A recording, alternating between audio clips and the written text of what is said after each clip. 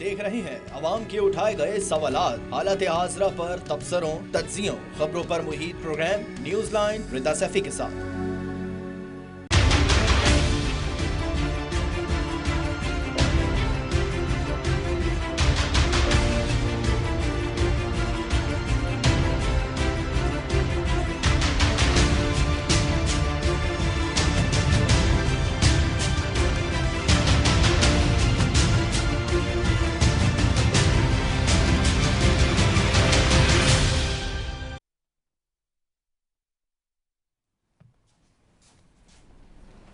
अस्सलाम वालेकुम, मैं हूँ रिदा सैफी। नाज़रीन, पाकिस्तान तहरीक इंसाफ अपने बड़े जलसों के बाइस एक अलग पहचान रखती है। ताहम 8 फरवरी के बाद से 5 मरतबा मुख्तलिफ तारीखों में इस्लामाबाद में PTI रहनुमाओं की जानिब से बड़े जलसे का ऐलान किया गया, लेकिन एक मरतबा भी जलसे का इनेकाद नहीं हो सका। हुकूमत की नालायकियाँ और नाकामियाँ किसी से ढकी छुपी नहीं थी, मगर बाहरी अपोजिशन आपकी हिकमत अमली भी तहरीक इंसाफ हुकूमत से सियासी महाज पर उलझने के बजाय खुद ही टूट फूट का शिकार होने लगी है। आज सुबह PTI के सीनियर रहनुमा आजम सवाती ने चेयरमैन बैरिस्टर गौहर खान के हमरा जलसा मुलतवी करने का ऐलान किया। आइए वो सुन लेते हैं। सच अपना रास्ता बनाता है, इसलिए पूरी कौम आज अपनी आजादी के लिए इमरान खान के साथ खड़ी है। और सच ये है कि इमरान खान कभी भी अपने मुल्क के अंदर इंतशार नहीं चाहता। इस इंतशार को, इसके खदशे को दूर करने के लिए बड़ा मुश्किल फैसला आज हमारे लीडर इमरान खान ने किया है और इस जलसे को पोस्टपोन करके 8 तारीख इस्लामाबाद जलसे का ऐलान किया गया है। सवाल ये है कि क्या ये फैसला साजी है, क्या ये महज धमकियाँ होती हैं, क्या खान फ़कत कॉल देकर किसी को कोई पैगाम देते हैं और फिर पीछे हट जाते हैं। दूसरी जानिब खुद PTI की क़यादत ने इस फैसले को माना ज़रूर, मगर हुकूमत को कह दिया कि ये तो हमारे कायद सब्र किए हुए हैं, वरना हम आपको देख लेते। अली अमीन गंडापुर ने क्या कहा वो भी सुन लेते। चादर होती है, कफन समझ के निकलते हैं हम। हमें मजबूर ना करो अपने हक के लिए कि हम उस हद तक जाएं कि आप बर्दाश्त ना कर सको। हमारे लीडर के ज़र्फ की वजह से, सब्र की वजह से, सोच की वजह से आप लोग आज इन ऐवानों में बैठे हो, वरना आपका वो हाल करते कि आपकी नस्लें याद करती और पाकिस्तान का आइन तोड़ने की कोई जुर्रत भी ना करता। अब सवाल ये है कि क्या बानी PTI को गाइड सही से नहीं किया जा रहा? क्या साबिक वज़ीर-ए-आज़म इमरान खान का वाज़ेह पैगाम आवाम तक ख़ास अंदाज में नहीं पहुंचाया जा रहा? आज इमरान खान की बहन खुद अलीमा खान ने भी जलसा मुलतवी होने पर जो रद्द-ए-अमल दिया है वो भी देख लेते हैं। कि इनका किसी का इरादा ही नहीं है उसको बाहर निकालने का। इमरान का ये इस्टेब्लिशमेंट नहीं भेजा है ना, उन्होंने देखा कि लोग सारी पाकिस्तान से उठ के आ रहे हैं और जोश ज्यादा है। उन्होंने इस वक्त 7:30 बजे आजम सवाती मिलने क्यों गया? बस ये एक सवाल है, किसने भेजा जी? और ताकि इमरान का जाके कहो जी हम मुलतवी करें, आपके नाम पे हमने मुलतवी करना है। और मैं कई दफा कह चुकी हूँ कि इमरान खान से पूछ क्यों रहे हैं जेल में बैठे हुए? चेयरमैन तो बाहर बैठा हुआ है, फैसले ये खुद करते हैं जब दिल करता है। और जब ये उस इमरान खान को निकालने की बात आती तो इमरान खान से जाके पूछने बैठ जाते हैं। सुबह गए क्यों आजम सवाती? इजाजत कैसे मिली? आप सवाल पूछिए अपनी सोशल मीडिया पे। जी जरूर, थैंक यू जी। PTI की क़यादत के इन्हीं फैसलों की वजह से जो पार्टी का ग्राफ कम हुआ है वो भी सबके सामने है। अगर जब NOC नहीं मिली थी तभी जलसा कैंसिल किया जाता तो शायद बेहतर होता, मगर कल तक यही क़यादत कह रही थी कि कुछ भी होगा जलसा होगा, किसी का बाप भी हमें नहीं रोक सकता। और आज दिन शुरू होते ही अपने बयान से पीछे हट गए और जलसा कैंसिल कर दिया। आखिर इन रहनुमाओं कि ये दूर अंदेशी क्यों नहीं है? दूसरी जानिब साबिक वज़ीर-ए-आज़म इमरान खान ने भी एब्सोल्युटली नॉट से एब्सोल्युटली यस तक का सफ़र तय कर लिया है। अमेरिका के खिलाफ सख्त ज़बान इस्तेमाल करने वाले बानी PTI ने बरतानिया के नौमुंतखब वज़ीर-ए-आज़म से मदद मांग ली है। अब ये भी अगर तहरीक इंसाफ की जानिब से इनकलाब के नारे का एक हिस्सा है तो फिर बदलाव क्या है? सवाल यही है। इसी सब पर बात करेंगे। मेरे साथ सबसे पहले जी पैनल में मौजूद हैं मिर्ज़ा अख्तियार बेग हैं पीपल्स पार्टी से, ताहिर औरंगज़ेब हैं मुस्लिम लीग नून से और लाल चंद मली हैं तहरीक इंसाफ से। तो सबसे पहले लाल चंद मली साहब आपकी तरफ ही आऊँगी। आखिरकार ये क्या हो रहा है? जलसा हो रहा है, फिर मुलतवी हो रहा है और हर कोई अपनी अपनी बात कर रहा है। खान साहब का बयानिया क्या है? आपका बहुत बहुत शुक्रिया रिदा। खान साहब का शुरू से ही जो बयानिया है या शुरू से ही जो पाकिस्तान तहरीक इंसाफ का एक मोटो रहा है कि पाकिस्तान तहरीक इंसाफ एक पुरअमन जमायत है वो कानून और आइन की पासदारी पर यकीन रखती है। पाकिस्तान तहरीक इंसाफ हमेशा खान साहब ये कहते रहे हैं कि उनकी 26-27 साल की जदोजहद में कभी उनकी तरफ से एक गमला तोड़ने की भी इजाजत जो है वो नहीं दी गई है और टूटा तक नहीं है। इसीलिए हम कहते हैं कि ये जो 9 मई के जो इल्जामात हैं या और इल्जामात पाकिस्तान तहरीक इंसाफ को खत्म करने के लिए जो लगाए गए हैं वो बेबुनियाद है। उसकी मिसाल आप इस तरह से भी देख सकते हैं कि वैसे तो 2 साल से, लेकिन खासतौर पर 8 फरवरी की इलेक्शंस के बाद पाकिस्तान तहरीक इंसाफ ने कई मरतबा कोशिश की है कि वो इस्लामाबाद में जलसा करे, लेकिन बार बार उनको कोर्ट के हुक्म पर इजाजत मिलने के बावजूद उनको या तो एनओसी जारी नहीं की जाती, और अगर जारी की जाती है तो वो एनओसी एक दिन पहले जो है वो मनसूख कर दी जाती है, जिस तरह कल भी उन्होंने मनसूख किया। ना सिर्फ ये, लेकिन ये मौजूदा जो हुकूमत है, जो फॉर्म 47 की हुकूमत है, इलेजिटिमेट है, ना अहल है, ये वैसे ही पाकिस्तान की आवाम से घबराई हुई है। आपने देखा कि पंजाब में 144 का निफाज कर दिया गया, कई 100 कारकुनों को कल से गिरफ्तार कर दिया गया, उनके घरों पे छापे मारे गए ताकि ये जो जलसे को किसी तरह से ना होने दिए जाए। बुनियादी तरह जलसे का मकसद तो हासिल हो जाता है जब हुकूमत घबरा जाए, क्योंकि बुनियादी तौर पर ये हुकूमत के खिलाफ ही जलसे होते हैं और ये साबित करना होता है कि ये हुकूमत जो है अवाम की मैंडेट की अक्कासी नहीं करती और ये गैर मकबूल हो चुकी है, और इन सारी हरकतों से वो खुद ये जाहिर कर लेती है कि ये हुकूमत जो है पाकिस्तान के अवाम के मैंडेट की अक्कासी नहीं करती।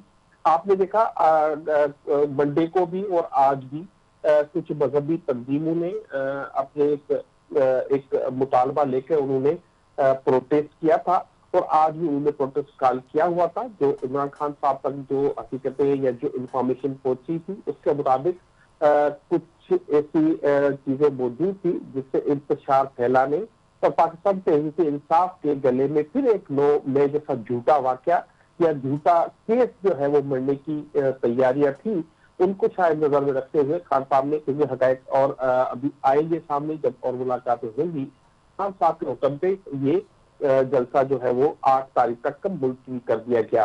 पाकिस्तान तहरीक इंसाफ की क़यादत मुतहद है, पाकिस्तान की क़यादत इमरान खान के हुक्म पर लबैक कहती है, और आपने देखा जिस तरह की तैयारियां मुकम्मल थी। इस बार तो चीफ मिनिस्टर, क्योंकि पाकिस्तान तहरीक इंसाफ का ये आईनी हक है, तो अपने आईनी हक के लिए कुछ भी कर सकते हैं, और इस तरह उन्होंने तैयारियां भी कर रखी थी, हैवी मशीनरी भी थी, साउंड सिस्टम भी था, सब कुछ जो है वो तैयारियां मुकम्मल थी। लेकिन खान साहब का लास्ट वर्ड होता है, उनकी नजर बहुत दूर तक जाती है, वो देखते हैं कि क्या होने जा रहा है और क्या ये जो फसाइयत की हुकूमत कर सकती है उसको नजर में रखते हुए फैसले होते हैं। तो इंशाल्लाह पाकिस्तान तहरीक इंसाफ जल्द इस्लामाबाद में जलसा करेगी इन सब चीजों को नजर में रखते हुए, ताकि कोई ऐसी इनको इस हुकूमत को जो अपने बोझ तले गिर रही है, महंगाई के तले, जिस तरह बिजली के बिल जो उन्होंने बढ़ा दिए हैं, पाकिस्तान के अवाम उनकी नफरत की निगाह से देखती है, जो अपने मलबे तले गिर रही है, उसको पाकिस्तान तहरीक इंसाफ या इमरान खान को शायद ऐसा मौका फराहम नहीं करना चाहते जिससे वो बहाना बनाकर इस मुल्क में कोई गैर जमहूरी अमल हो या इस हुकूमत को कोई सवाल मिले। नहीं, ये कल कर रही है या अब 8 सितंबर को कर रही है?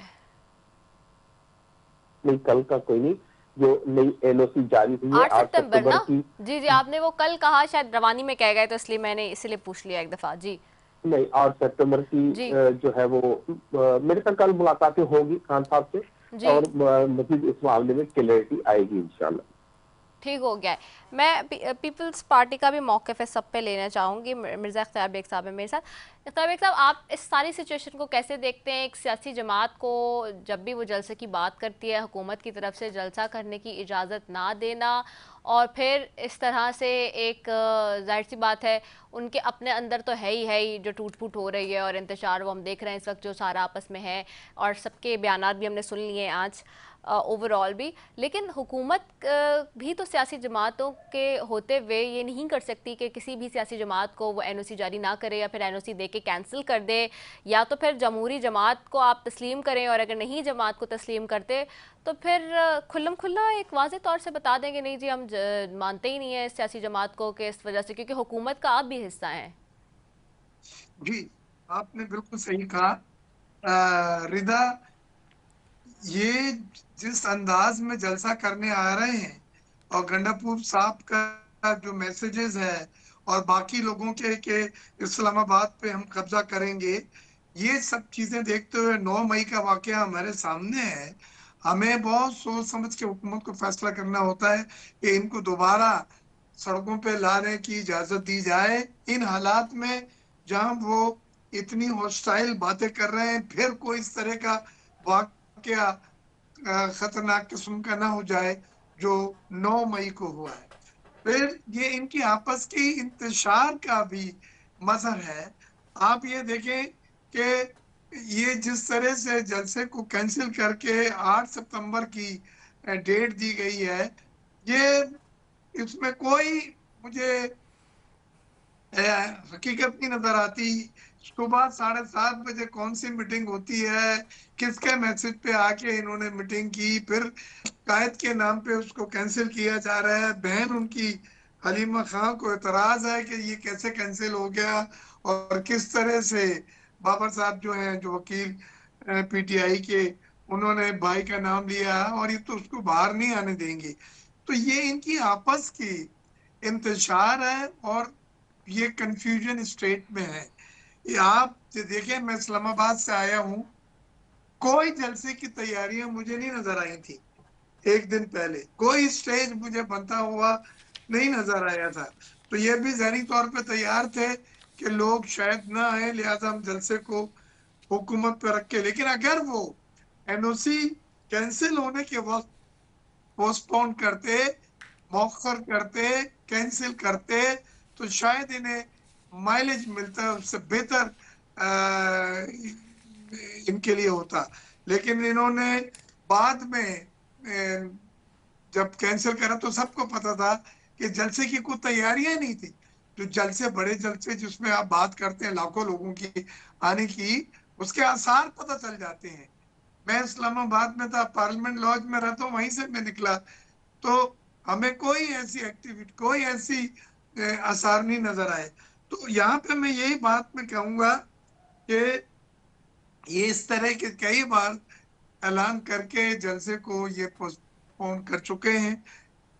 जो वर्कर्स है उसमें शदीद मायूसी है, और वहां पे मुख्तलिफ बातें कही जा रही हैं कि इमरान साहब की अब जो नई पॉलिसी आ रही है वो कंप्रोमाइज की है।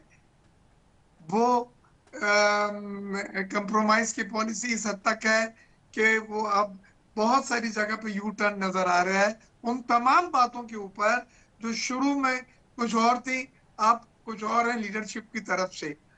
तो मैं समझता हूं कि पीटीआई आस्ते आस्ते खुद ही इंतशार के शिकार होकर बट रही है, और उसमें तकसीम आपको वाज़े नजर आती है। उनकी बहनों में, अपना जो गौहर साहब के बयान में, जो अपना बाबर साहब के बयान में, जो मरवत साहब के बयान में, सब में अलहदा आपको एक मैसेज नजर आता है।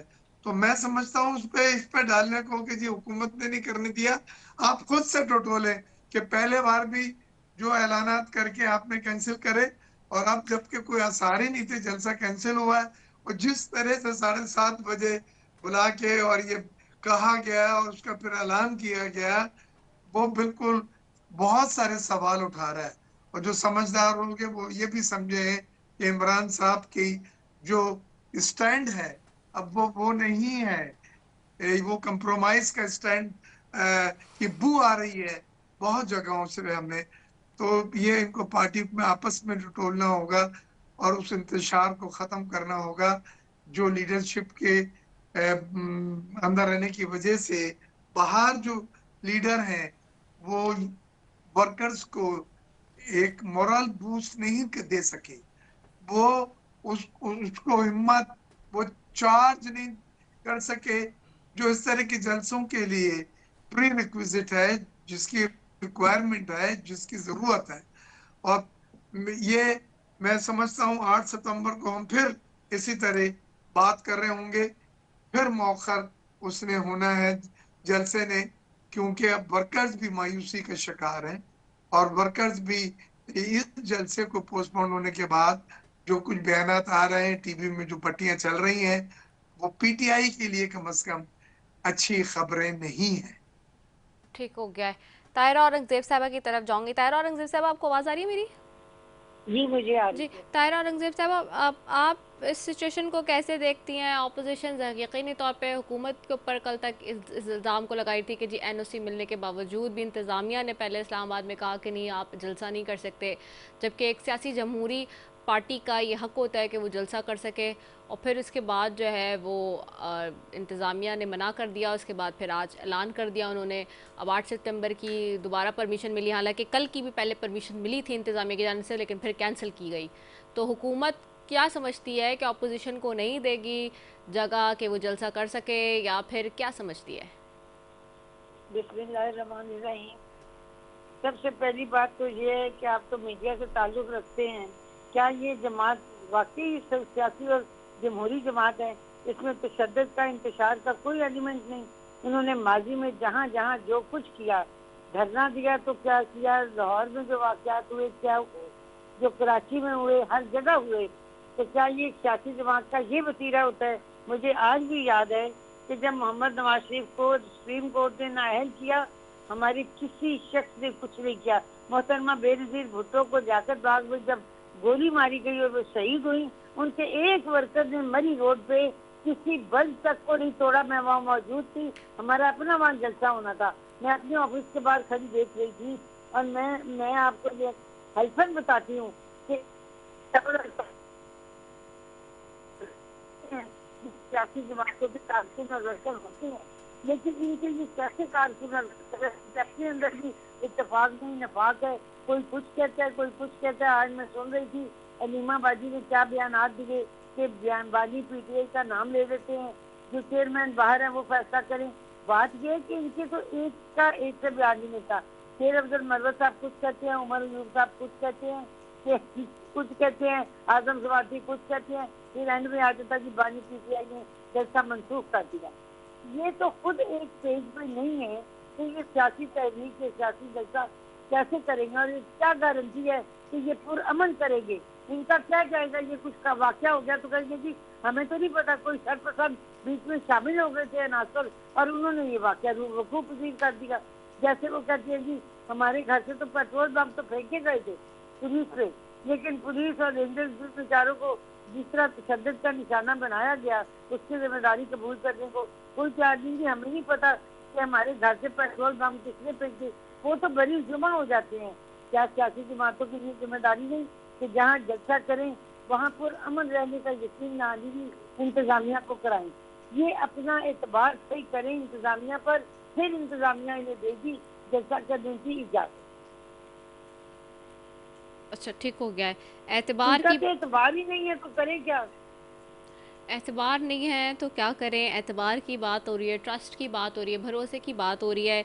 जी लालचंद वली साहब, आप क्या कहेंगे? दूसरा ये कि अलीमा खान साहबा की जो अभी मैंने एक ऑडियो क्लिप सुनाई है आज, तो ये तो बड़ा एविडेंट नज़र आ रहा है कि वो खुद बड़े गुस्से में है कि आप लोग की जो अपनी पॉलिसीज़ हैं वो बड़ी इंतशार का शिकार हो गई हैं। रिदा, सबसे पहले तो अभी जो तायरा औरंगजेब साहिबा ने जो बातें की उनका ताल्लुक नवाज से है।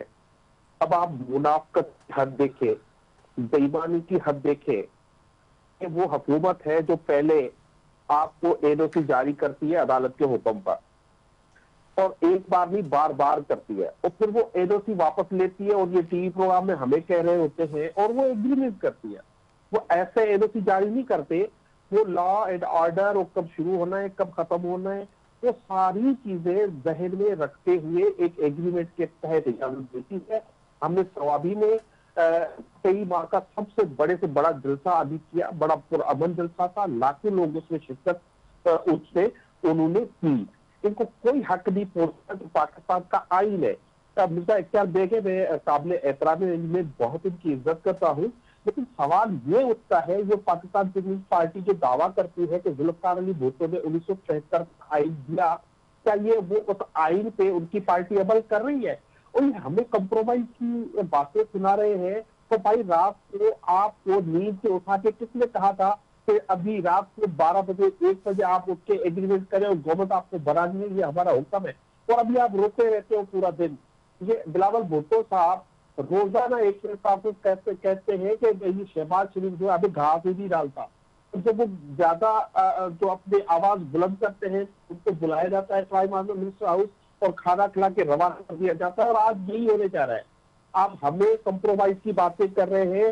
बिलावल भुट्टो ने जो बिजली के कीमतों पे जो स्टैंड लिया है, बिलावल भुट्टो ने कहा यह गलत है, पीपल्स पार्टी ने कहा यह गलत है कि सिर्फ पंजाब की आवाम को एक फेडरल जो हमारा एक मुल्क है जिसमें चारों सूबे बराबर है, उनको एक सूबे को आपने बिजली सस्ती कर दी और बाकी सूबों में महंगी है।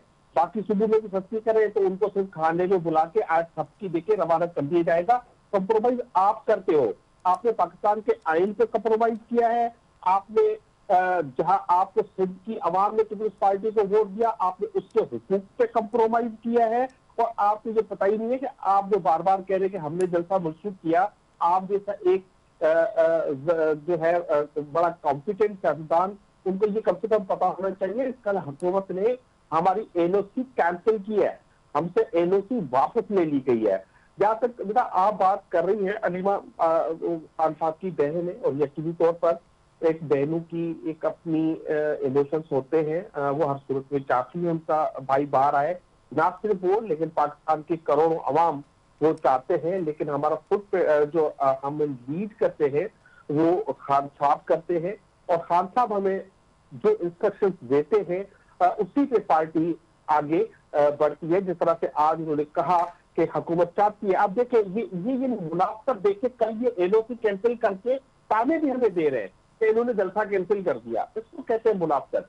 एनओसी कैंसिल ना करते, जो लोग नहीं आने थे तो ना आए, आपको क्या जरूरत थी? आप सेक्शन 144 इम्पोज कर रहे हो, आप लोगों की घरों की चादर और चार दीवारी का पायमाल कर रहे हो, आप लोगों को गिरफ्तार कर रहे हो, तो जलसा तो नाकाम होना था। आपको क्यों डरता?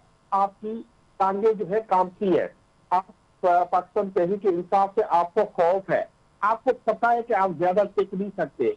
तो ये सारा जो है जो ये हुकूमत चाहती है कि किसी न किसी तरह से एक और कोई हादसा हो जाए जिसमें चढ़कर ये कुछ माह और निकाल सके, जो पाकिस्तान तहरीक इंसाफ इनको फराहम नहीं करेगी इंशाल्लाह।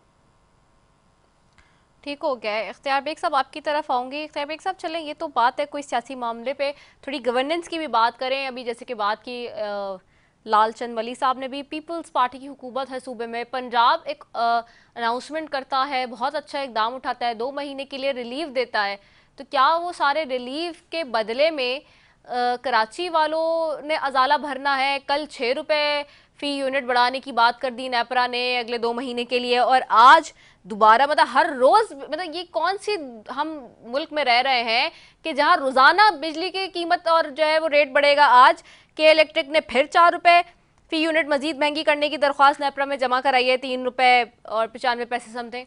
तो ये क्या हो रहा है? मतलब रोज़ाना की बुनियाद पे यूनिट बढ़ता रहेगा, तो मतलब हम अगर 1 महीने की बात करेंगे तो रोज़ाना अगर 4-5 रुपये बढ़ते गए तो ये तो 1 यूनिट जो है कराची का के इलेक्ट्रिक की तरफ से हमें कोई 100-200 रुपये का पड़ेगा, और फिर कराची वाले कहाँ जाएंगे? सिंध में कोई इसके ऊपर बात नहीं कर रहा।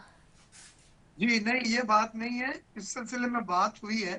पहले तो यह है कि हर सूबे की एक अपनी हिकमत अमली होती है, उनके अपने वसाइल होते हैं, उसके हिसाब से वो ऐलानात रिलीफ पब्लिक को देते हैं। पंजाब ने 45 अरब रुपए पब्लिक सेक्टर डेवलपमेंट तरक्याती मंसूबों से कटौती करके, और वो 500 यूनिट वालों को उन्होंने दिए, 14 रुपए की यूनिट में कमी हुई, बहुत अच्छी बात है। सिंध या केपी के या बलूचिस्तान जरूरी नहीं है कि वही हिकमत अमली अपनाए, उनके वसाइल और उनकी अपनी हिकमत अमली है। सिंध वालों ने एक बहुत ही खूबसूरत बात लॉन्ग टर्म करी है, जो पॉलिसी के तौर पे वो लाना चाह रहे हैं कि हम सबसे सस्ती बिजली जो पैदा होती है वो कोयले से पैदा हो रही है इस वक्त। थर के कोयले से जो बिजली पैदा हो रही है वो बिल्कुल सबसे सस्ती है। मुराद अली शाह साहब ने कल ही ऐलान करा है कि हम अभी चाहेंगे कि थर के कोयले से पैदा की हुई सस्ती बिजली हम के इलेक्ट्रिक को दें और उससे फिर कीमतें कम कराएं हम बिजली की, क्योंकि उसकी लागत कम है। अभी जो के इलेक्ट्रिक बिजली पैदा कर रहा है या खरीद रहा है पैदा की हुई, वो फर्नेस ऑयल की ले रहा है, वो एलएनजी की ले रहा है जो हाईएस्ट है, सबसे ज्यादा उसकी लागत है। तो यहाँ पे जब कोयले से पैदा की हुई और वो भी मुकामी कोयले की बिजली जब के इलेक्ट्रिक को हम देंगे, के इलेक्ट्रिक 700-800 मेगावाट बिजली ले रहा है, तो अगर हम 300-400 भी मेगावाट उसको सस्ती देते हैं तो एवरेज वैसे ही रिदा कम हो जाएगा।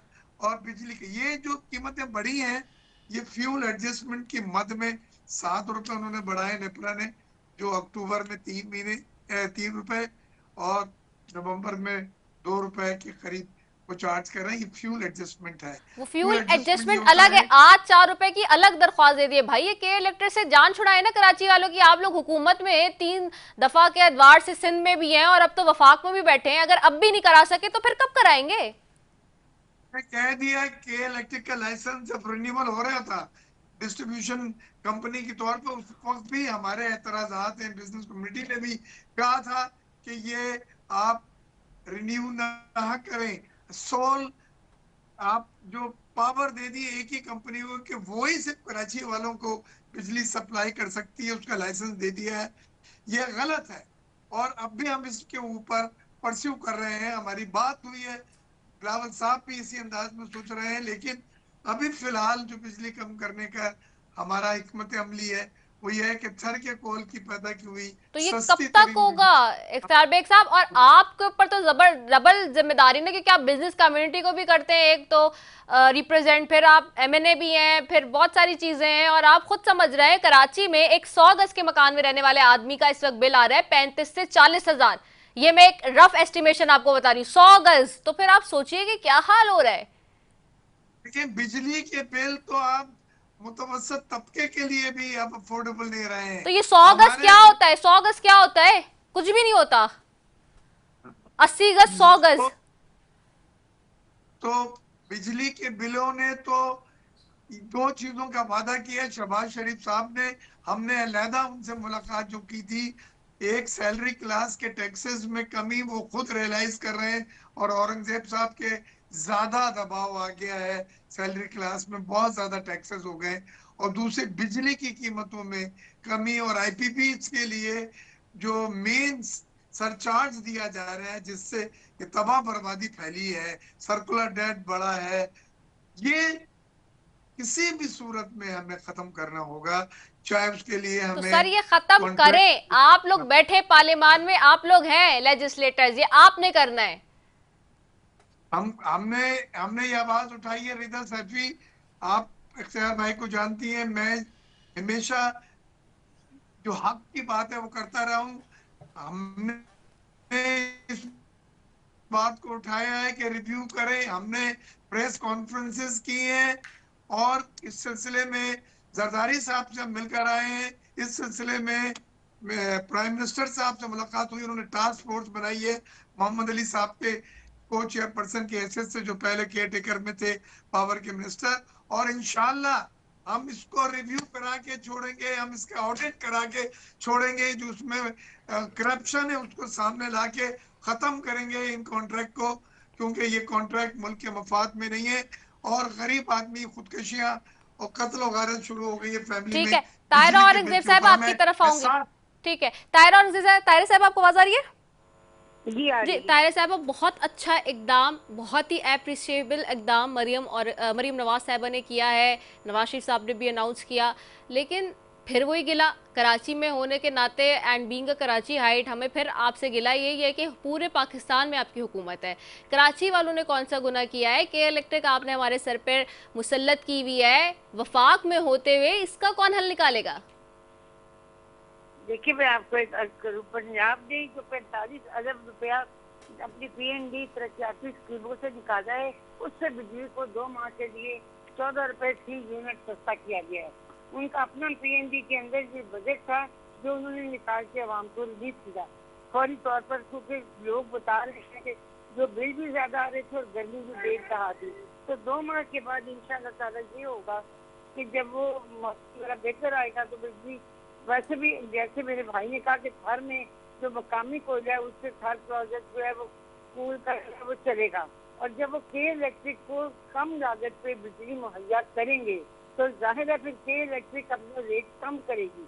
लेकिन जब के इलेक्ट्रिक जो है वो अपने फर्नेस ऑयल से और एलएनजी से बिजली पैदा कर रही है जो कि उन्हें महंगा मिल रहा है, तो वो आगे बिजली सप्लाई सस्ती कैसे करें? ये एक लॉजिक की बात है। जब वो थर कोल के पावर प्लांट से बिजली के इलेक्ट्रिक को सस्ती देंगे, जो सस्ती लागत में आएगी, तो कराची क्या इंशाल्लाह ताला पूरा सिंध जो है उस सूबे का ये मसला मुस्तकिल हल हो जाएगा। लेकिन उससे पहले शहबाज शरीफ साहब भी पूरी कोशिश कर रहे हैं, हमारे फाइनेंस मिनिस्टर साहब औरंगजेब साहब भी इस कोशिश में है कि लोगों को रिलीफ किया जा सके। इसीलिए उन्होंने सरखादार तबके पर भी जो टैक्सेस लगे हैं उनके ऊपर रिलीफ शुरू कर दिया है, और शहबाज शरीफ साहब के लिए तो चारों सूबे एक जैसे हैं। आप यकीन माने पंजाब में जो कुछ भी हुआ है वो चीफ मिनिस्टर पंजाब मरियम नवाज शरीफ साहबा ने किया है, और मरकज ने अपने तौर पे बाकी दीगर सूबों के लिए भी बेहतरी के हालात सोचते हैं कि कम से कम हर सूबे में। नहीं, अब उनसे क्या है, कोई फौरी तौर पे सिंध वालों के लिए भी कोई सिफारिश कर दे वजीर आजम साहब को, मरियम नवाज साहबा से कहें, ये हमारी गुजारिश है कि कराची वालों पे तो रहम कर लें कि इलेक्ट्रिक ने तो बर्बाद कर दिया जीना। नहीं, जब के इलेक्ट्रिक को थर कोल से बिजली दी जाएगी तो इंशाल्लाह रेट खुद ब खुद कम हो जाएगा। अब के इलेक्ट्रिक जब फर्नेस ऑयल देगी महंगा और एनर्जी, तो वो बिजली सप्लाई सस्ती कैसे करेगी? जब बिजली की पैदावारी लागत ही ज्यादा है तो वो आगे सप्लाई कम कैसे करेगी? इसलिए थोड़ा सा हौसला करें, इंशाल्लाह वो भी अपने तरक्याती मंसूबों से फंड निकालेंगे। जो फार्मूला पंजाब ने किया है, बलूचिस्तान भी, के भी और खासतौर पर सिंध भी, ये इंशाल्लाह ताला लोगों को अपना रिलीफ जरूर देंगे बिजली के अंदर भी, और इंशाल्लाह ताला। ठीक है लालचंद मनी साहब, इस बात पे आप कुछ कहना चाहेंगे क्विकली? मेरे पास बस वाइंड अप कर रही हूँ मैं, 30 सेकंड है। बस मैं ये कहना चाह रहा हूँ, नवाज शरीफ ने जो सेंट्रल पंजाब का लीडर है वो पाकिस्तान का लीडर नहीं है। वो फिर जो पीटीआई ने उनसे उनका जो पूरा बेस था वो अब छीन लिया है, तो वो उसको अजर्ट करने की कोशिश कर रहे हैं। और दूसरी बात, मुराद अली शाह साहब को कोई पूछे कि जो बिजली बनती है उसका 1 यूनिट आजकल सिंध वालों को नहीं मिला, वो बिजली सीधी फैसलाबाद जाती है, तो आपसे सिंध वाले क्या उम्मीद रख सकते हैं? ये सिर्फ बातें हैं। सिंध की आवाम मायूस है और पूरे पाकिस्तान की इस हिसाब से आवाम मायूस हो चुकी है। ठीक है, बहुत शुक्रिया इख्तियार बेग साहब आपका, लालचंद मलिक साहब आपका, ताहिर औरंगजेब साहब आपका, तीनों मोअज़्ज़ज़ मेहमानों का बेहद शुक्रिया। नाज़रीन, प्रोग्राम के अख्तिताम में आज बात करेंगे मुबारक सानी केस की, जिसमें बहुत बड़ा मोड़ आ गया। 7 मार्च 2019 को सुबह पंजाब के ज़िले चिन्योट में अहमदिया कम्युनिटी के चंद अरकान ने मुबैना तौर पर तहरीफ शुदा कुरान की तफसीर बच्चों में तकसीम की। इस वाक़े के तकरीबन 3 साल बाद 6 दिसंबर 2022 को चिन्योट के इलाके चनाब नगर में कानून की 3 शिकों के तहत मुकदमा दर्ज हुआ। उनमें से एक शिक Punjab Quran printing and recording act 2010 है। इस कानून के मुताबिक अगर कुरान मजीद के किसी नुस्खे में किसी गैर मुस्लिम की जानिब से किसी आयत के तर्जुमे, तफसीर या तबसरा मुसलमानों के अकीदे के बरक्स किया गया हो तो उसे 3 साल तक की कैद की सज़ा दी जा सकती है। इसके बाद 7 जनवरी 2023 को पुलिस ने मुबारक अहमद सानी नामी एक शख्स को गिरफ्तार कर लिया और इल्ज़ाम लगाया गया कि वो ये तफसीर तकसीम कर रहे थे। मुबारक सानी की गिरफ्तारी के खिलाफ अपील की गई, जो कि पहले एडिशनल सेशन जज और फिर लाहौर हाई कोर्ट ने मुस्तरद कर दी। अलबत्ता जब यह अपील सुप्रीम कोर्ट में दायर की गई तो सुप्रीम कोर्ट ने 6 फरवरी 2024 को मुबारक अहमद सानी की जमानत मंजूर कर ली और फिर इस फैसले को मजहबी तबके ने शदीद तनकीद का निशाना बनाया और ख़ास तौर पर चीफ जस्टिस काजी फाइज ईसा के खिलाफ एक मुहिम चलाई गई। पंजाब हुकूमत ने सुप्रीम कोर्ट के फैसले पर नज़रसानी की दरख्वास्त की।